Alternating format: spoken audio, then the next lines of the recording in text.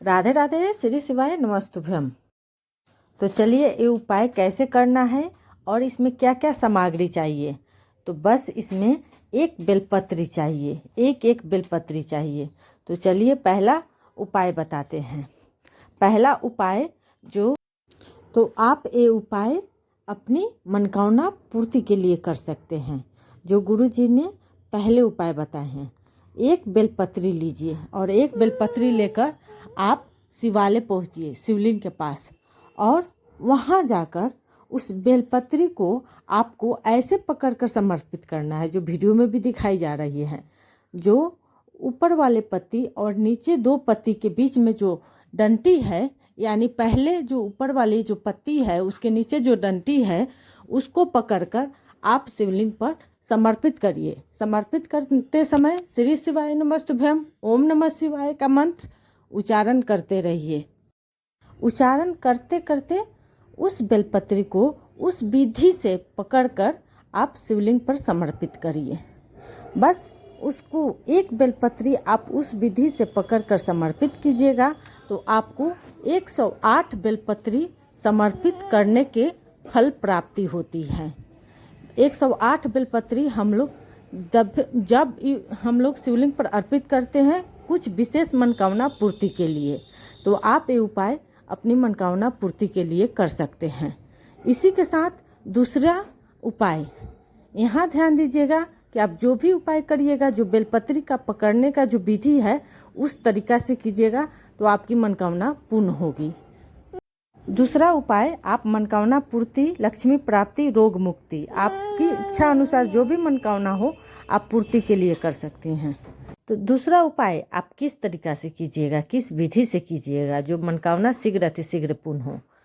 तो आपको कोई सामग्री आपके पास नहीं है, मानिए कि कोई सामग्री नहीं है, जैसे चंदन, टीका या फूल पत्ती, मिष्ठान या बेलपत्र, एक लोटा कलश जल भी नहीं है आपके पास, यानी कलश जल नहीं है, आप शिवलिंग आपके पास कुछ नहीं है, आप मंदिर गए हैं शिवलिंग के पास, वहाँ जाकर आप शिवलिंग पर, वहीं शिवलिंग पर से ही आप महादेव जी से अनुरोध कर एक बेलपत्र उठा सकते हैं।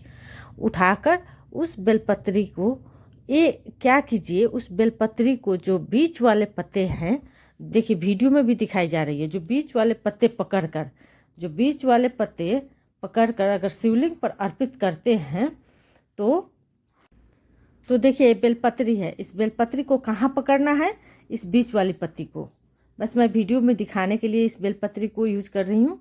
इस बेलपत्री को बीच वाले पत्ते को पकड़कर आप शिवलिंग पर चढ़ाइएगा तो आपको दीप, फल, फूल, मिष्ठान चढ़ाने के बराबर फल प्राप्ति होगी। यानी आपके पास कुछ नहीं है, आप एक बेलपत्री वहाँ से शिवलिंग पर से ही उठाकर आप शिवलिंग पर देवादिदेव महादेव जी पर अर्पित कर रही हैं, तो आपको सारे जितने पूजे का विधि है, जितने पूजे में सामग्री चढ़ती है, उस सारे सामग्री चढ़ने की फल प्राप्ति आपको मिल जाएगी।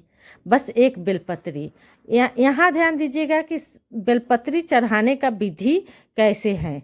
जिस विधि से इस वीडियो में बताई जा रही है उसी विधि से आप चढ़ाइए। बेलपत्री शिवलिंग पर से उठाकर शिवलिंग पर से उठा के जो बेलपत्र आप एक लीजिएगा, उसको हाथ में रखकर दूसरे हाथ से ढक लीजिएगा, यानी दोनों हाथ की तरह से स्पर्श होनी चाहिए। ढक के अपनी मनोकामना कामना बोलिएगा और बोलने के बाद उस शिवलिंग पर अर्पित करिएगा। अर्पित करने का भी विधि है। बीच वाले पत्ते पर आपने फिंगर से दाबकर चढ़ाना है। चढ़ाते समय श्री शिवाय नमस्तुभ्यम, ओम नमः शिवाय मंत्र का जाप करते हुए आप शिवलिंग पर समर्पित करिए और प्रणाम करिए। आपके पास दीपक नहीं है, फल मूल नहीं है, मिष्ठान नहीं है, कोई बात नहीं है, आप इतना चढ़ाइए, आपको पूरे फल प्राप्ति होती है। तो इस विधि से एक बेलपत्री अर्पित करती हूँ तो आपको सारे सामान शिवलिंग पर अर्पित हो जाती हैं। आपके पास कुछ भी नहीं है, फिर भी सारे पूजा के सामग्री शिवलिंग पर अर्पित हो जाती है। इसी के साथ तीसरा उपाय है बेलपत्री से ही, तो आप इसमें लक्ष्मी प्राप्ति के उपाय कर सकते हैं। तीसरा उपाय यानी लक्ष्मी प्राप्ति के।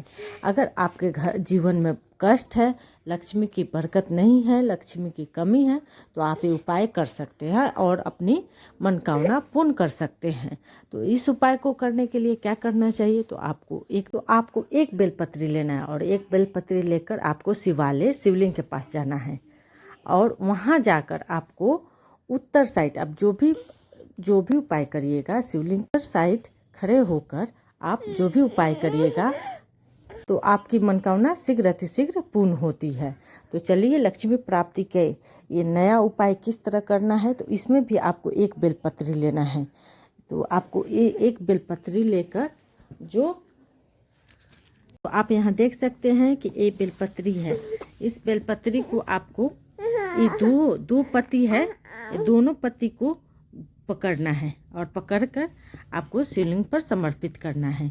दोनों पत्ती को पकड़कर शिवलिंग पर समर्पित करते श्री शिवाय नमस्तुभ्यम ओम नमः शिवाय का मंत्र जाप करते हुए आप शिवलिंग पर ये दो पत्ती पकड़कर, ये दोनों पत्ती, ये दोनों पत्ती को पकड़कर आपको शिवलिंग पर समर्पित करना है। शिवलिंग पर समर्पित करते समय आपको ध्यान देना है कि जो शिवलिंग पर बेलपत्र आप समर्पित करते हैं उसकी डंटी जलाधारी की तरफ हो, जो वीडियो में भी दिखाई जा रही है।